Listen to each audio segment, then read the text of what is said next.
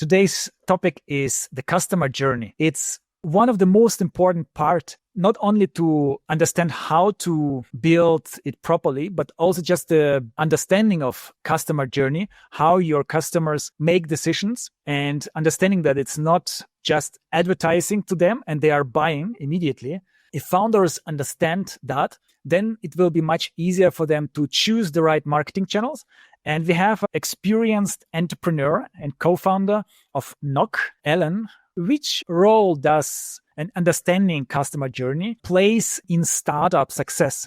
It plays a lot because at the end of the day, especially when startups start, there is a lot of founder-led sales and then they add sales rep, marketing is being added. And if you think from the get-go how you want to approach their customers, what's the funnel that they would go to, even in the beginning of it, it's probably going to help you show much better results.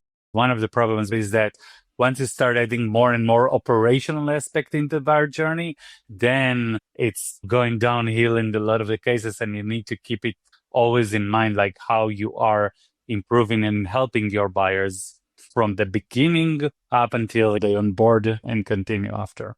Can you tell an example of a typical buyer journey, maybe from your startup, for example, or from past projects? It's like somebody heard about us somewhere. Doesn't matter where, they hear about us and they want to start exploring. Next phase, I'm going into your website, I'm looking around, reading material, and then I want to start exploring more, like I'm moving from top of the funnel and starting the flow. What is happening today in most of the cases is that then I will need to fill out a form and wait for somebody to come back to me. A lot of the time where it ends up is that it takes a few days until somebody gets back to me, and then we get on a call. And it's usually 15 minutes call to understand who I am, what I want, and then schedule another call. So by the time I really start getting the answer and getting the value that I need, weeks can pass until that will happen. It's becoming much more important for the company to collect all the data about me before they give me the value into the buyer journey itself.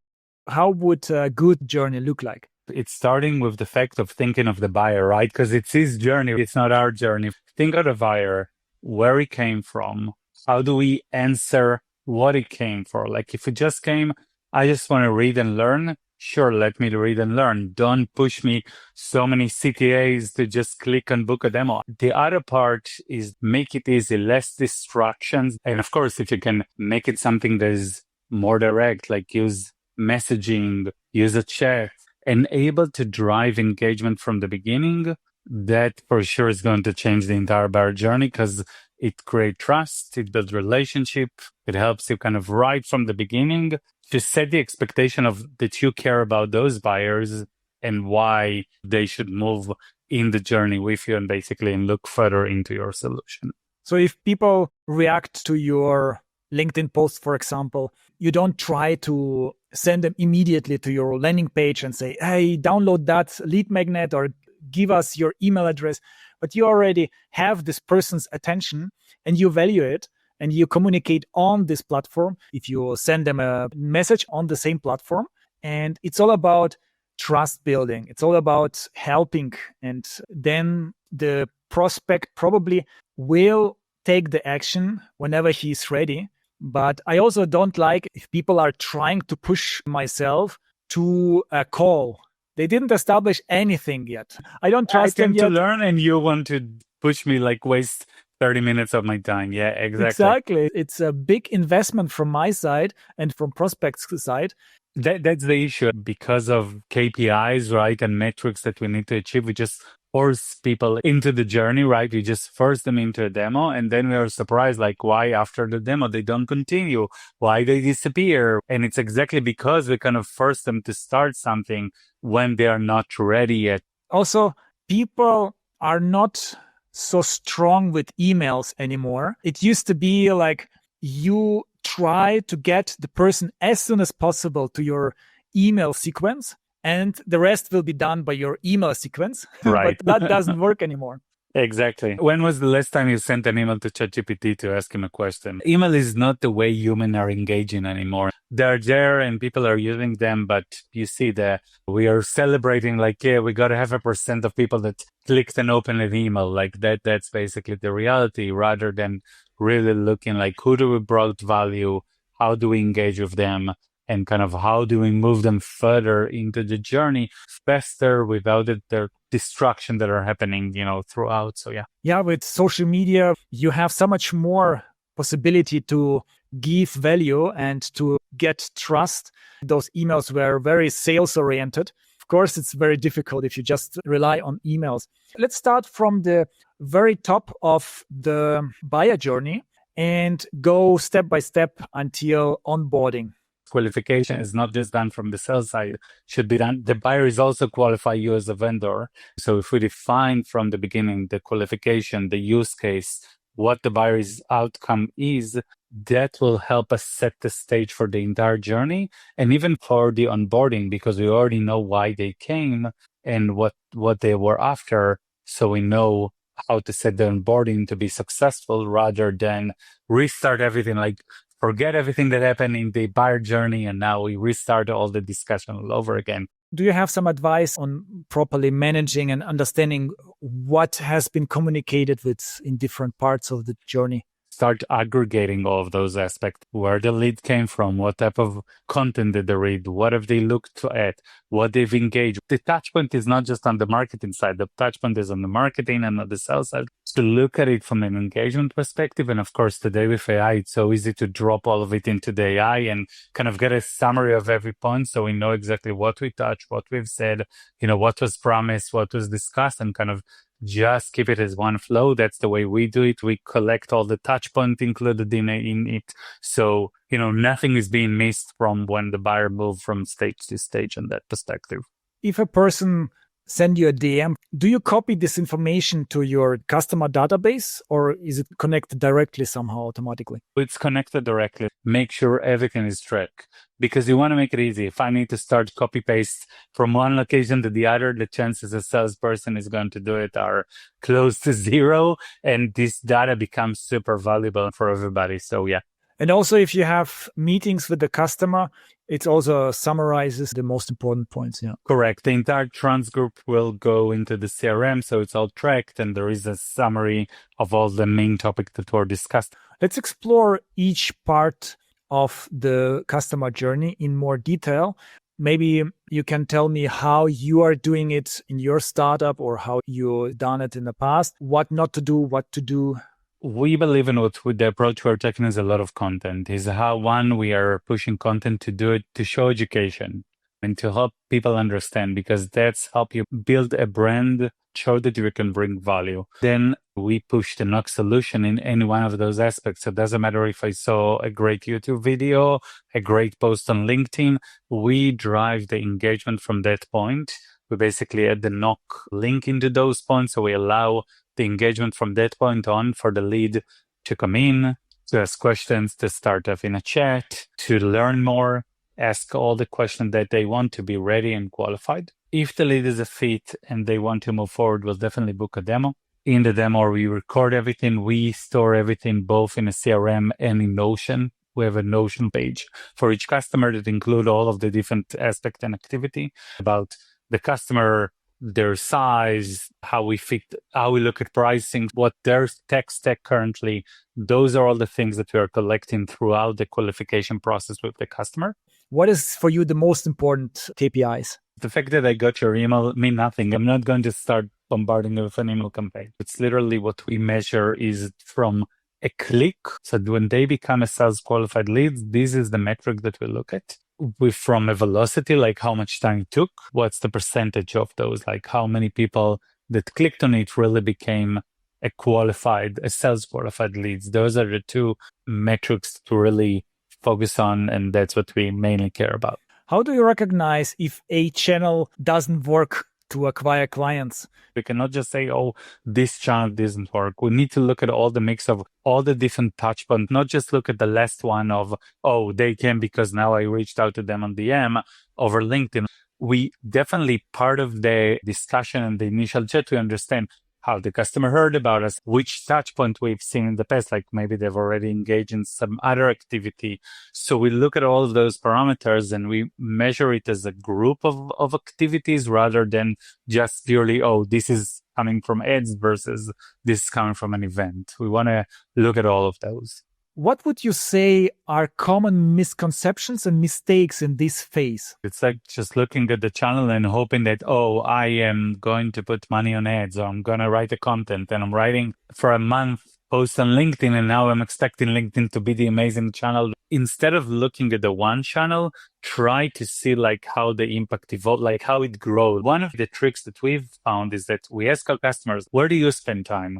Which communities your member is? Are there people there that you look for and, kind of rely on their answer? So that also helps us to better understand like where we should be, right? But expecting everything to happen in the first, 2 to 3 months is, it's like you set yourself to failure for sure. And it's important to understand that you need several interactions. It also depends on the type of interaction.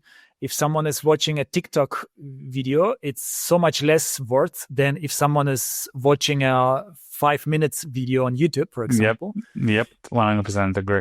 How did you start with your startup? The solution of Knock is very visible. When I'm putting it on my customer website, everybody is exiting the website, see it. And when we initially started, we suddenly saw competitors of our customers coming to our website and check out the solution. We understood that we have a really interesting place with using virality and using network effect. And then the other part is referrals. A lot of the time you talk to somebody and they're interested in your demo. Maybe the solution isn't a fit, but still they were interesting. Asking them if they have any friends that they think it's relevant, like those type of things. The beginning, a lot of the initial leads that came in were referrals of those type of people that got excited about our solution and, started sharing with their friends because of that. Could you tell a little bit about the first approach where your clients were implementing a promotional logo for your website?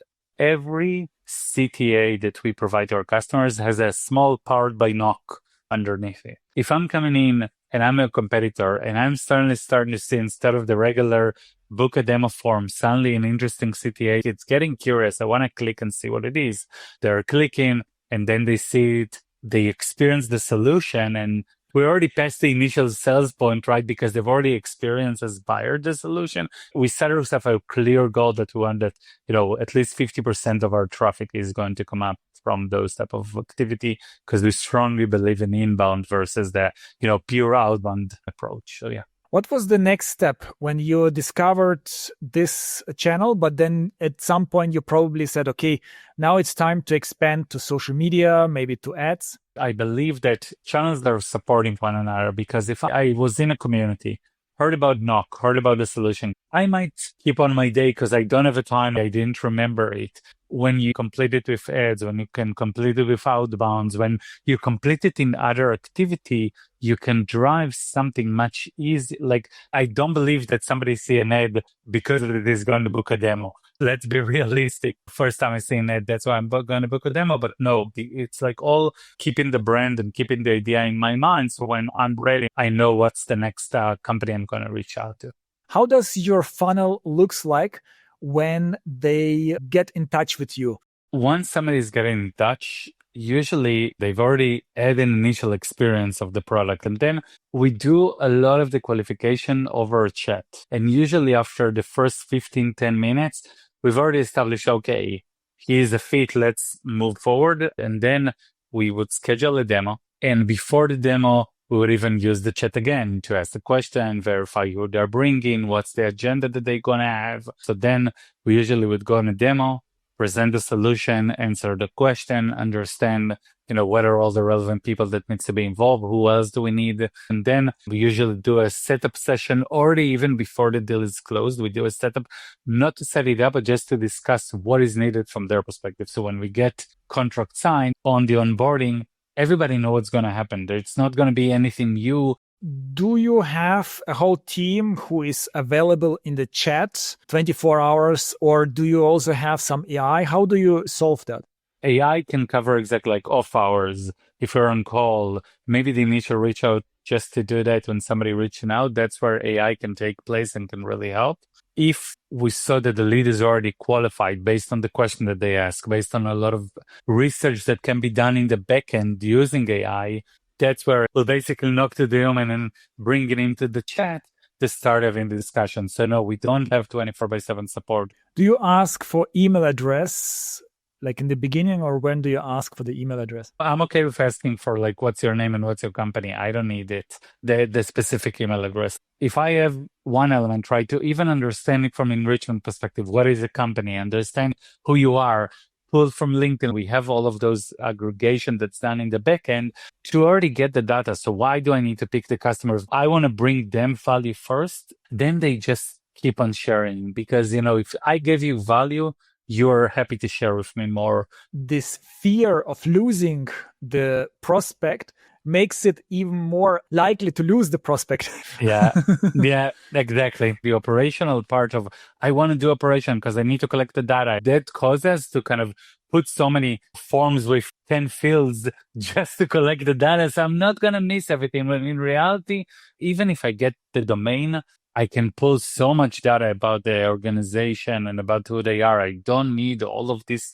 That's why we see form fillers and email, response are just dropping. Buyers are changing, the buyer journey is changing, and that's why we see that all of those systems needs to also be adjusted because of it. And if people are pushing me towards something, like I don't like it when there is no price, for example, you get the price only if you have a call with the salesperson. And for me, it's okay. Then it's not that important at that moment.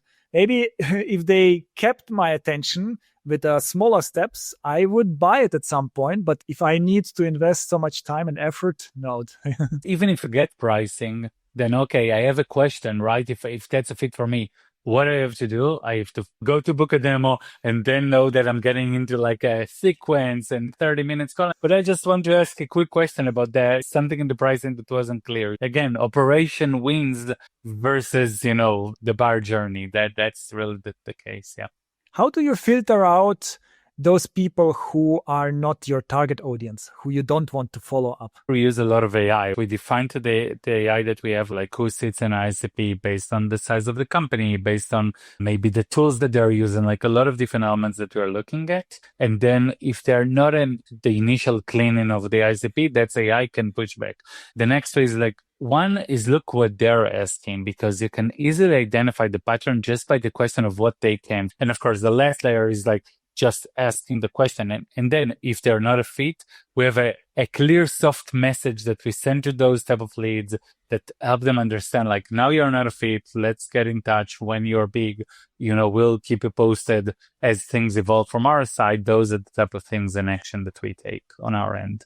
What do you do with the other people who are interesting for you? I keep them and keep on educating them. Because I have them on the chat, I can reach out to them in a few weeks. I'm trying to identify who else do I know inside the organization, or how do I get into them. You talked to me a month ago. Now maybe it's time to recap, try and see if, when is a fit and what's the right timing from that perspective. But we usually keep this data with them because of that aspect. What happens if they leave your chat before you get their email address? I mean, you mentioned you can find the contact addresses on the tools. We are collecting a lot of data in the backend, and if we have enough data, we can look at the different waterfalls, different databases that we are connected, our own capability, and kind of come up with the right approach. And on that perspective, I just find all the small stuff that make them keep in mind that is not purely like I'm coming to sell you something.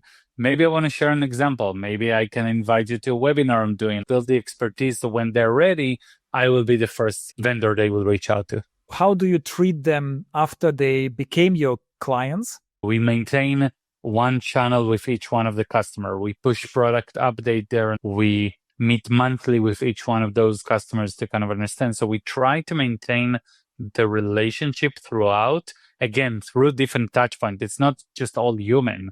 Sometimes it might be push notification on new updates that are happening. It's a mix of all of those things that we are doing in order, again, to remind the customer that we are there and kind of understand what is their next initiative, where next they're investing, because that will help us grow in the future. It's, again, customer journey is really throughout. It's up until renewal and above that. So you always need to keep being there and in their mind on that aspect. With push notifications, you mean if they log into your tool and then there are push notifications, or? Yes, but also not just because we have with each one of our customers like a Slack channel, a shared Slack channel, so we can push in that shared Slack channel basically a notification and kind of keep them posted on things so they are aware. Yeah. And also you probably try to post some content, like you try to connect with them on maybe LinkedIn so that they see some content from you on a regular basis. The fact that they're a customer doesn't mean we don't need to market them, doesn't mean we need to forget about them. It means we always need to keep, top of mind. Absolutely. Different channels require different effort from the client. Some channels are more pushy than others, and just posting LinkedIn content or YouTube content, it's very soft approach, and then a few content pieces on different channels that gives them possibility to interact with your brand, and that's where the magic starts happening. Thank you so much. Do you have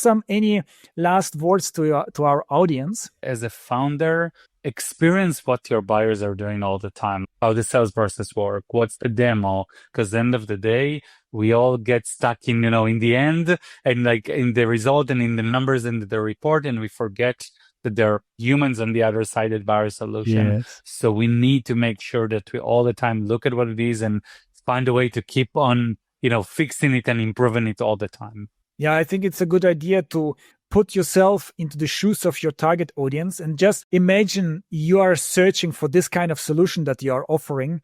And then you see which kind of competition you have to choose from and how you behave, and it makes it a bit easier. And of course, the more real life experience you have with your clients, the more calls you have, the more video calls, especially interactions, the more easier it becomes to understand which channels they use, how do they behave, what are important things and less important things for them. Would you like our audience to connect with you or to visit the website? Would love to. So on LinkedIn, Alon Rosenberg, you can find me easily, and I'm sure we can share it afterwards in the notes. The website of my company is called Knock AI, knock like knocking on the door. Love for you to try it, and maybe we'll chat with some of the people in the audience for sure. So yeah. Thank you so much, Alon.